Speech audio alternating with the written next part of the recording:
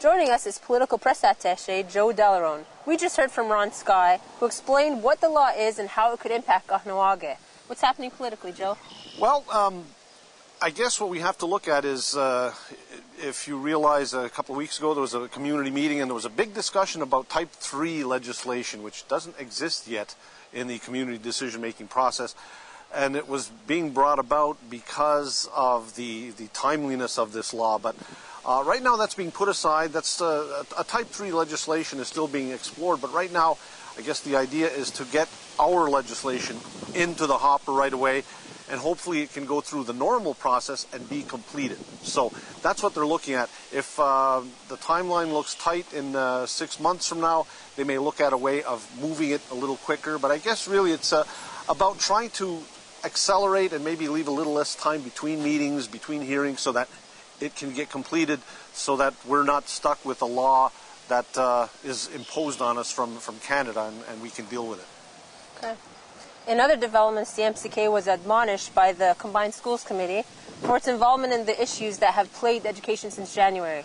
What is being said at the council table about that? Well, there's a release that went out, and it talks about really the MCK's really non-involvement, and we have to be clear about that. The only involvement from the MCK is to try and get this thing resolved, because you have an independent inquiry that's supposed to be going on, and you have complaints from many different places, some parents, teachers, etc., saying that, well, where is it? And there doesn't seem to be a lot of answers coming. So really what the chief council are looking at is just to try and make sure that the parents' rights are respected, and that there is some sort of neutral body that can help get this thing underway and help get it completed, because there's a lot of mistrust on every side, and that's really too bad. That's the reality of the current situation, and it's tough to deal with. But the real effort here from council is just to be a neutral body to make sure that the I's are dotted and the T's are crossed, and that people have a chance to express themselves, and that the parents actually are the exactly. are the bosses. Yeah. Okay. And MCK Elections, what's going on with Keith?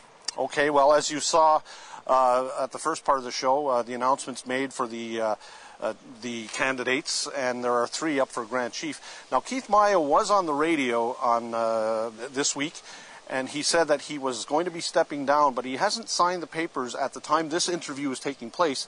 You have to actually sign the papers to make it official.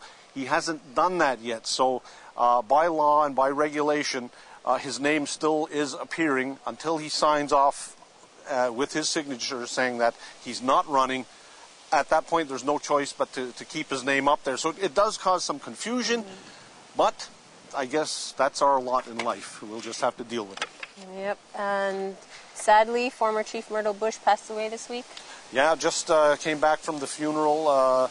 Myrtle was, I guess, one of those figures, a giant political figure here in Kahnawake. She was very outspoken, very courageous in her convictions. She was the first woman to ever run for Grand Chief. She wasn't successful, but she gave it a good run. She was very effective as a council chief. Also, she sat on the board at the Cattery Hospital. In her early career, her first, because she was on council twice, back in the early 80s, then again in the late 90s and into 2002 when she finally retired. In her first terms of office, she was part of the negotiating team that got the hospital built, and that was that was a lot of work. They had to negotiate with Quebec, and Quebec had to give ground and sign a nation-to-nation agreement with Kahnawake in order to fund the new hospital. It was complicated, but the team got it done. The hospital is there today, and as a matter of fact, of course, there's going to be an expansion of that building announced sometime in the very near future. But Myrtle Bush, a role model, certainly for a lot of women here in Kahnawake, and she will be missed. It was a beautiful ceremony. Yeah, Joe. And we'll have more KTV after this break.